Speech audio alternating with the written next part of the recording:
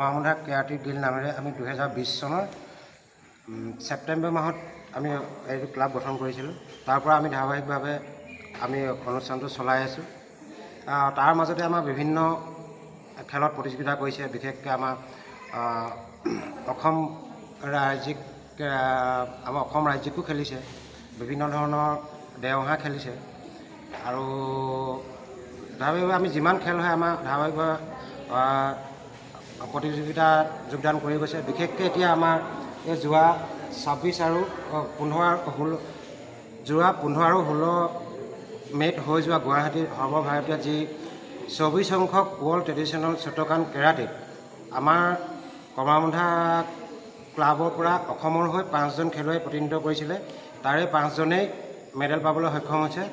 অংকুৰজ্যোতি তামুলীয়ে চব আমাৰ চাব জুনিয়ৰ শাখা আছিলে। অংকুৰজ্যোতি তামুলীয়ে গ'ল্ড মেডেল পাইছে। নিহাৰিকা ৰাজখোৱাই ব্ৰঞ্জ মেডেল পাইছে কমিটি শাখাত। মুগ্ধজ্যোতি গগৈ কমিটি শাখাত ব্ৰঞ্জ মেডেল পাইছে।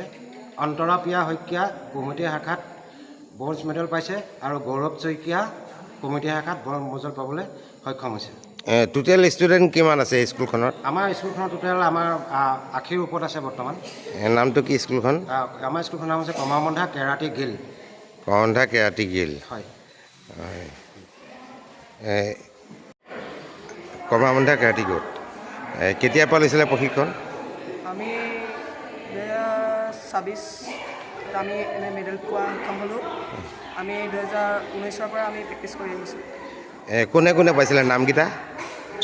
মোৰ নাম শ্ৰী মুগ্ধজ্যোতি গগৈ। মোৰ নাম শ্ৰী অন্তৰা প্ৰিয়া শইকীয়া। মোৰ নাম শ্ৰী নিহাৰিকা। তোমাৰ? তোমাৰ নাম? গৌৰৱ শইকীয়া। কি ক'লা? নমস্কাৰ, মোৰ নাম শ্ৰী অংকুৰজ্যোতি তামুলী।